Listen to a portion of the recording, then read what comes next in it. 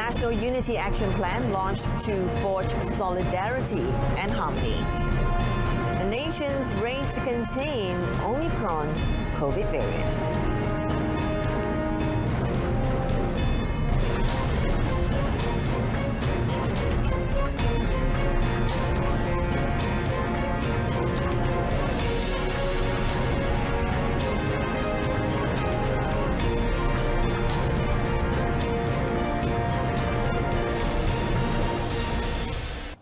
Good afternoon. Thank you for joining us. You're watching Updates at Noon with me. I'm Jessica Lee. Prime Minister Datuk Seri Semasa has launched the National Unity Action Plan 2021-2030 as well as the Kami at Pelan Perpaduan Keluarga Malaysia 2021-2025 at the Kuala Lumpur Convention Centre today. He said the National Unity Action Plan is part of efforts to instill unity as enshrined in the principles of Rukun Negara, which have served as pillars of unity for all Malaysians since 1970. He also calls for cooperation of all quarters to make the plan a success in order to forge national solidarity and harmony. According to Datuk Seri Ismail Sabri, the plan was made based on 5 strategic cores, namely preserving the constitutional monarchy system, forming a society that values and practices unity, empowering a just and equitable social economy, ensuring openness and tolerance for religious and cultural differences, and lastly, building progressive community with science, technology and innovation. Keupayaan institusi di peringkat pusat, negeri dan akar ubi. Ini mampu memanfaatkan keluarga, merangkumi program pendidikan, ekonomi, kebajikan, sosio budaya, sains, teknologi dan inovasi. Indonesia has been proposed as the second country for the implementation of the Vaccinated Travel Lane or VTL with Malaysia after Singapore. Now, Foreign Minister Datuk Saifuddin Abdullah said the VTL, if implemented, would initially involve 2 locations in Indonesia, namely Kuala Lumpur, Jakarta and Kuala Lumpur, Bali, before being followed by other routes. The minister said so far there is no time frame on when it can be done, but the government hoped the VTL could start early next year, as discussed by Prime Minister Datuk Seri Ismail Sabri Yaakob in his previous visit to Indonesia. Datuk Saifuddin further explained that there are possibilities of the VTL to be expanded to other routes. However, he noted that Malaysia is currently being careful in opening the country's borders, especially with the discovery of a new and more aggressive COVID-19 variant from Africa. Meanwhile, the Malaysia-Singapore VTL is set to begin tomorrow, as both Prime Ministers of the 2 countries are scheduled to launch the VTL in Singapore. The Ministry of Agriculture and Food Industries, or MAFI, is organising a physical sales carnival program to help small and medium enterprise, or SME, entrepreneurs recoiling from the COVID-19 pandemic. Its Secretary-General, Dato' Haslina Abdul Hamid, said the initiative through the Federal Agricultural Marketing Authority, or FAMA, was implemented so that entrepreneurs could distribute their products to a wider market. Explaining further, she said this effort indirectly provides space and opportunities to more entrepreneurs, especially SMEs and micro-traders who were affected by COVID-19. The carnival, which began on Thursday until the 5th of December, is expected to help agro-food entrepreneurs who were previously affected by the Movement Control Order, MCO, to increase market space and promote products directly to consumers. Dato' Haslina further noted that the ministry remains committed in providing various programs to increase youth participation in the agricultural sector. Lebih kurang 7,200 lah agropreneur muda yang terlibat secara langsung dalam sektor pertanian. Jadi kita sentiasa menyediakan kursus-kursus, kita train dan juga dalam keadaan tempoh pandemik ni pun kita buat training tetapi lebih bersifat virtual lah. The Department of Environment, or DOE, has collected 2,283.7 tons of electric and electronic waste, or e-waste, as of this month. Environment and Water Minister Datuk Sri Tuan Ibrahim Tuan Man said The amount exceeded the 800 tons targeted for collection by the department in the whole of this year.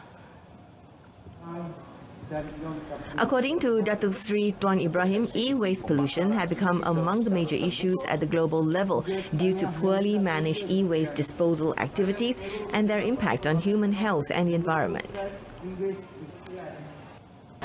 Lambakan e-sisa yang tidak diurus dengan baik ini juga akan mencemarkan sumber air kita, tanah, udara dan sebagainya. Dan tentulah kesannya akan direct kepada manusia.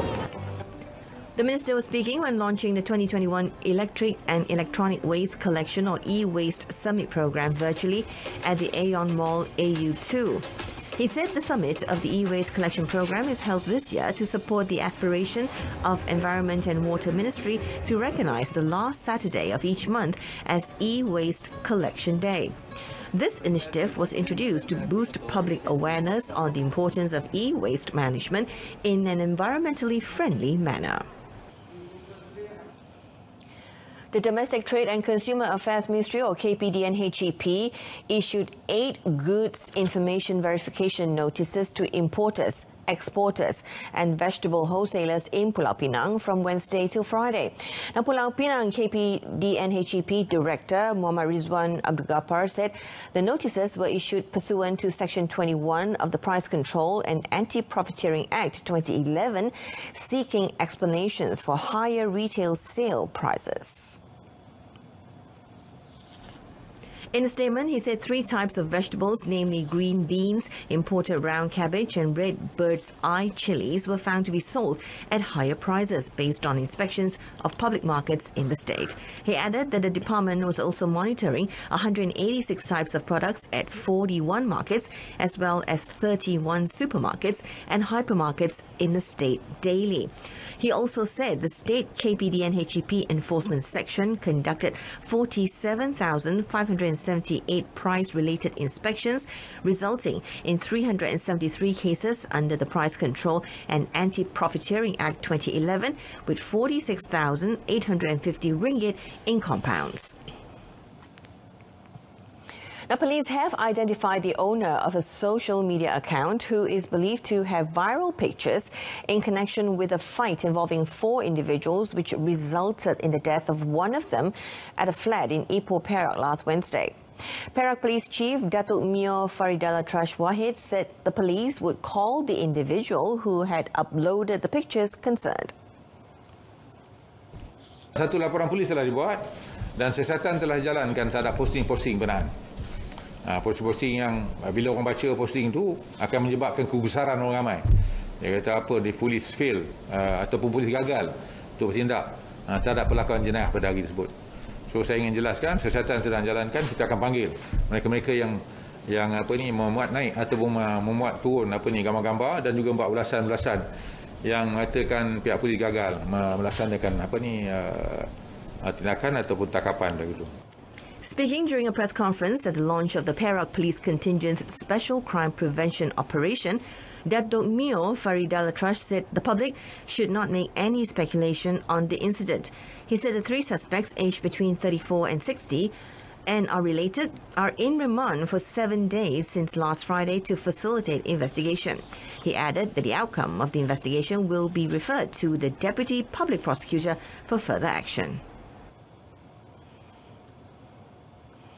In another development, police are investigating on a procession which involved a helicopter and individuals on horses that was held in Ipoh town yesterday, believed for the final journey of the owner of the oldest Indian traditional costume shop. Datuk Mio Faridal Trash said a police report had been lodged and investigations were carried out to determine if there was any breach of regulations, including whether a permit had been obtained by the organizer. Yang pertama adalah sama ada mereka ini ada memohon kebenaran untuk membuat perarakan. Pasal kalau ikut SOP yang tetap oleh pihak MKN, perarakan memang tidak dibenarkan. Especially perarakan melibatkan kematian. Memang tak dibenarkan. Yang kedua, adakah mereka ini mendapat kebenaran daripada pihak CAM, pihak berkuasa perkembangan awam kan? untuk terbang rendah. Dia tengok daripada video yang viral tu, nampak dia terbang terlampau rendah sambil dia buang bunga dan sebagainya kan. He said appropriate action will be taken based on the report received by the police on the incident. Several footages of the video recording of the procession had also been viraled on social media. The videos showed the helicopter flying low and scattering flower petals as it accompanied the procession of a few individuals on horses to send the deceased on the final journey.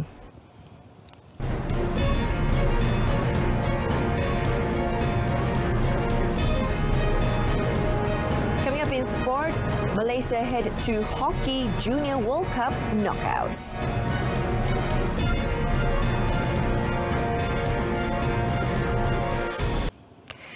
Now, Malaysia pulled off a dramatic 4-3 win over South Africa to check into the quarterfinals of the 2021 Men's International Hockey Federation, or SAHIH, Hockey Junior World Cup in Bhubaneswar, India yesterday.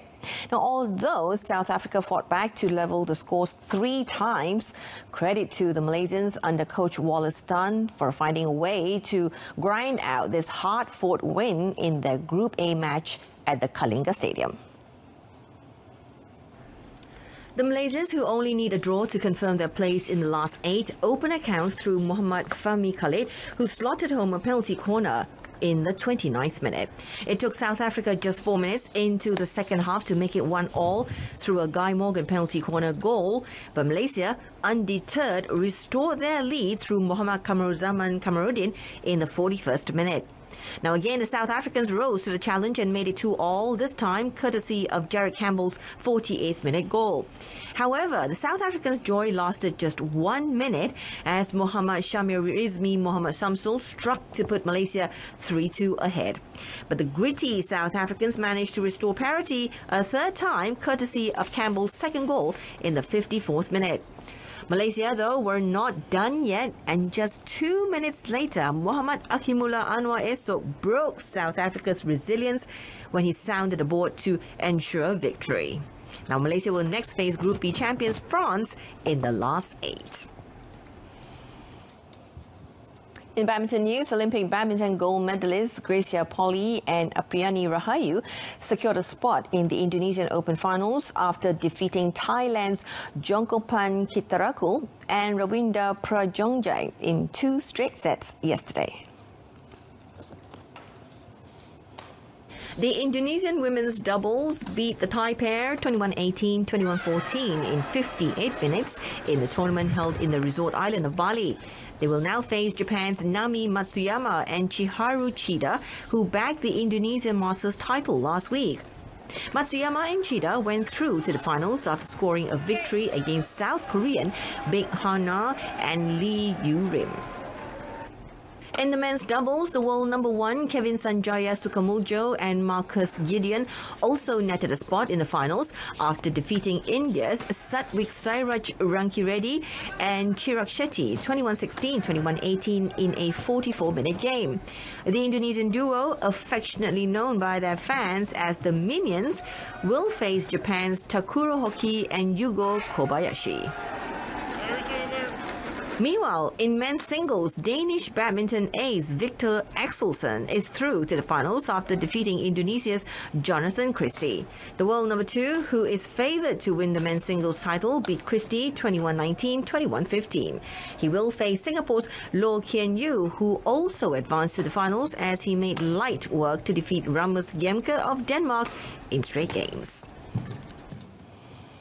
That's it from us this afternoon. In our top story, National Unity Action Plan launched to forge solidarity and harmony. Tune into News at 10, coming up at 10 p.m. on My Freeview, Seller and Berita RTM, Channel 123. And before we go, we leave you with a video footage of a replica of Taj Mahal built by historically minded Indian husband for his wife as a display of marital devotion. Now, his beloved remains very much alive and even helped consult on the project, which is around 1/3 the size of the original building.